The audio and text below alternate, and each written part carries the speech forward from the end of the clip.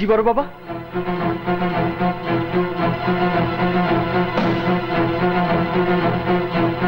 কেন কেন তুই এই সর্বনাশের পথে পা বাড়িয়েছিস?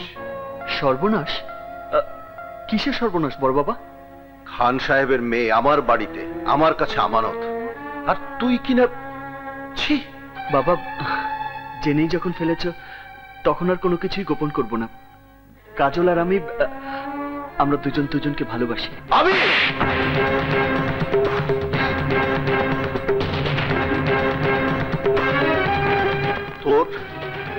তোর এত বড় সাহস, খান সাহেবের মেয়েকে ভালোবাস? আমার এতদিনের বিশ্বাসকে তুই ধুলোয় মিশিয়ে দিলি। তোর মতো সন্তানের আমার কোনো প্রয়োজন নেই, কোনো প্রয়োজন নেই। যা, বেরিয়ে যায় বাড়ি থেকে, যা।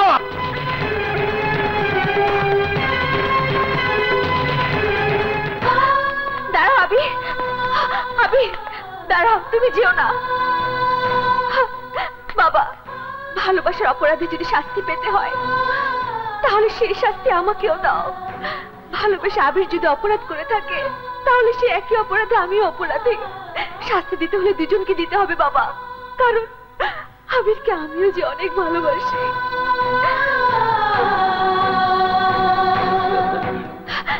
চুপ করে আছো কেন? মারো আমাকে, শাস্তি দাও, এ বাড়ি থেকে বের করে দাও।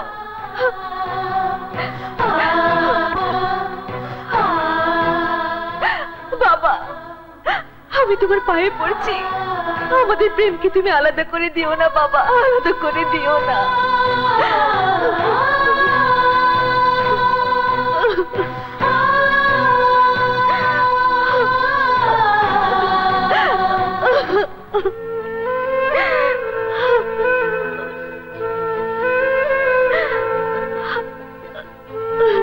ঠিক আছে, তোদের প্রেম যদি সত্যি হয় তাহলে আমি তোদের কথা দিচ্ছি, তোদের দুজনের হাত আমি এক করে দেব। তবে খান বিদেশ থেকে আসার আগ পর্যন্ত তোদের অপেক্ষা করতে হবে।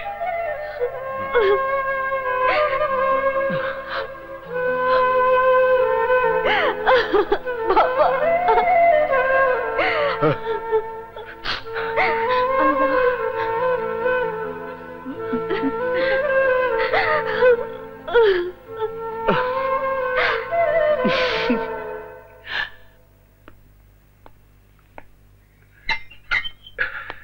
থ্যাংক ইউ উকিল সাহেব। আসুন ভাইজান, আসুন।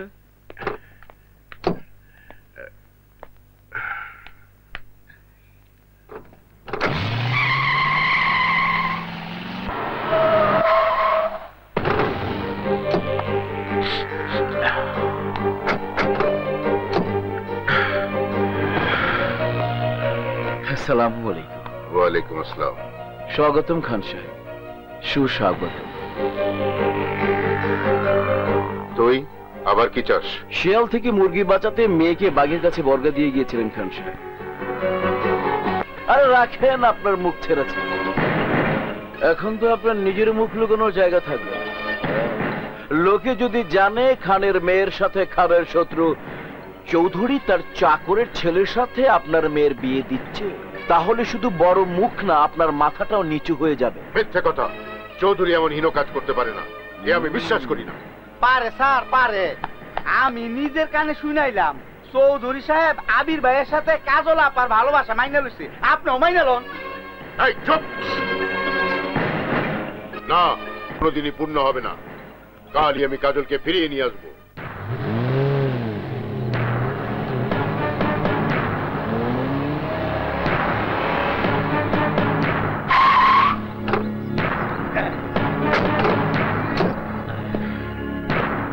চৌধুরী! আসুন খান সাহেব, আসুন, ভেতরে আসুন। রক্ষক হয়ে যারা ভক্ষক হয় তাদের বাড়িতে বসা তো দূরের কথা, প্রবেশ করতে আমার ঘৃণা করে। কি বলতে চান আপনি?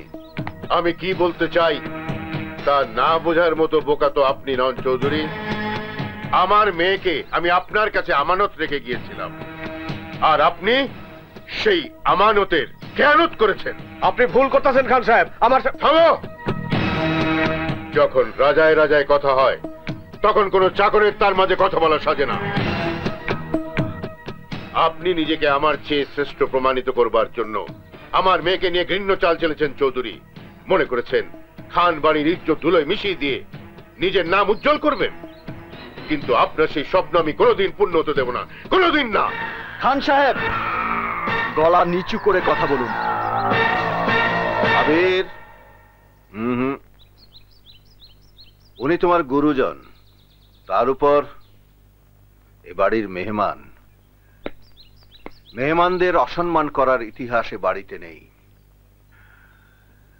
উনি এখন উত্তেজিত, যুক্তি তর্ক কোনো কিছু ওনার কান দিয়ে ঢুকবে না। তুমি কাজলকে ডেকে নিয়ে আসো। না, কাজলকে একেবারে প্রস্তুত হয়ে আসতে বলুন। আমি ওকে এক্ষুনি এই শত্রুপুরী থেকে নিয়ে যাব। না ড্যাডি,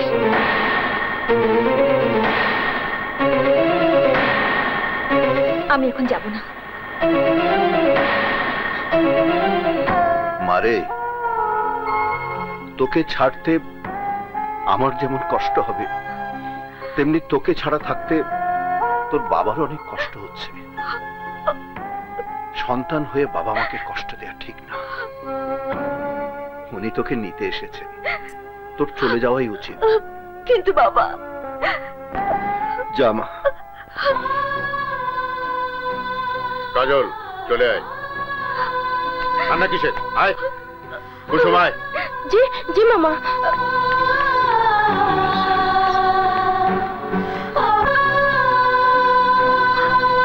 আয়। ওঠ।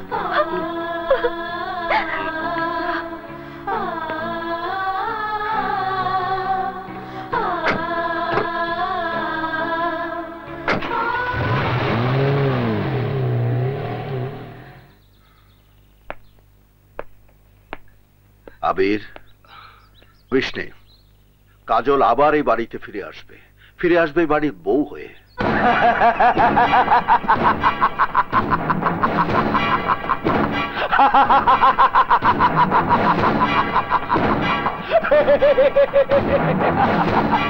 ছোট ভাই, কাজ হয়ে গেছে। খান খেপে গিয়ে তার মেয়েকে চৌধুরীর কাছ থেকে নিয়ে এসেছে, আর সেই অপমানে চৌধুরীও খানের উপর খেপে গেছে। শুরু হয়ে গেছে লোহায় লোহায় টক্কর। এখন দুজন ভেঙে যাবে, আর তখন আমরাই হব খানপুরের রাজা। সাব্বাস ভাই, যে কাজলকে আমার কাছ থেকে আবির ছিনায় নিছিল, এইবার সেই কাজল হইব আমার। আপনার মেয়ের জন্য ছেলের কোনো অভাব হবে না। হাজার হাজার ছেলে লাইন দিয়ে দাঁড় করায় দেব। দেখতে এক একটা একেবারে রাজপুত্রের মতো। হ্যাঁ, তাই আনবেন, যাতে বংশে অর্থে কোনো দিকে কম না হয়। জি স্যার, সে আর বলতে হবে না। আপনার মেয়ে বলে কথা। চলি। আসসালামু আলাইকুম। ওয়ালাইকুম আসসালাম।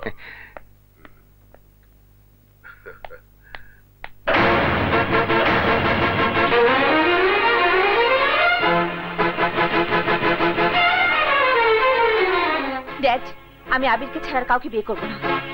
খান বাড়ির মেয়ের সম্বন্ধ কোনো চাকরের ছেলের সাথে হবে না, হবে তার সমান কোন ইজ্জতদার ঘরের ছেলের সঙ্গে। আবিরের চেয়ে অনেক ভালো ছেলে আমি তোমার জন্য। নো ড্যাড, আবিরের চেয়ে ভালো ছিল আমি চাই না। আমি শুধু আবিরকে চাই, শুধু আবিরকে। আবিরের নাম আমি তোর মুখে আর শুনতে চাই না। কেন শুনতে চাও না ড্যাড? আবির কি মানুষ নয়? দেখতে শুনতে পড়াশোনায় আশেপাশে 10 গ্রামে ওর চেয়ে ভালো ছিল আর কি আছে? বলো ড্যাড, আর কি আছে? দুপাতা বিদ্যা দিয়ে মানুষ বংশমর্যাদা কামাতে পারে না কাজল। মান ইজ্জত কামাতে সময় লাগে 2-3 পুরুষ। তোমার মিথ্যে মান মর্যাদার বংশের অহংকার আমাকে শুধু বারবার বিপদের মুখে ঠেলে দিয়েছে। আবির যদি আমার পাশে না থাকতো, তাহলে তুমি জেল থেকে ফিরে এসে আমাকে জীবিত দেখতে না। আর অনেক আগে শমশের আর তার ভাই তোমার বংশের ইজ্জত মাটির সাথে মিশিয়ে দিত। যদি তোমাকে বাঁচিয়ে থাকে তাহলে তার যোগ্য পুরস্কার আমি আবিরকে দিতে প্রস্তুত, কিন্তু তার হাতে তোমাকে তুলে দেওয়ার প্রশ্নই আসে না। তোমার বিয়ে তার সাথেই হবে যার সাথে আমি তোমার বিয়ে ঠিক করব। ড্যাড, তুমি কি আমাকে সুখী দেখতে চাও না? যদি সত্যি আমাকে সুখী দেখতে চাও তাহলে তাহলে আবিরের হাতে আমাকে তুলে দাও। আমি আবিরকে অনেক ভালোবাসি, অনেক ভালোবাসি। চুপ! আবিরের নাম এই মহলের 4 দেয়ালের ভেতরে আমি আর শুনতে চাই না। কুসুম, জি মামা। ওকে ঘরে নিয়ে যা, ও যেন ঘর থেকে আর বের হতে না পারে। না ড্যাড, তুমি যত চেষ্টাই করো আমার মন থেকে আবিরের নাম কোনোদিন মুছে ফেলতে পারবে না, কোনোদিন না। দেবে?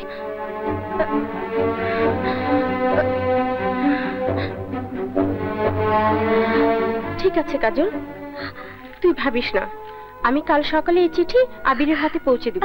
ঠিক আছে, তুই যা। এই তাই খাড়াস ওর ঘরে খাড়াস ফুল বললো কেমনে রে? হ্যাঁ, আমার প্রেম বাগানে ফুল চুরি করতে কে? হ্যাঁ, ওই কথা টাকা কাম কর কি মরনা টাকা পানা। ওই সাইর উচিত কা আমার কি রূপ জ্বালাইছে বলদের বাচ্চা, কাম কর। ওই ওই কেডা রে? আর পুরে গেল। করাও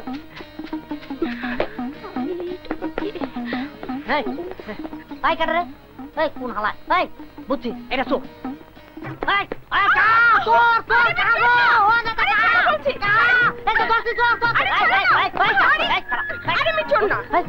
আমি চোর না, আমি কুসুম। তুমি এইখানে? আমি স্বপ্ন দেখতেছি না তো?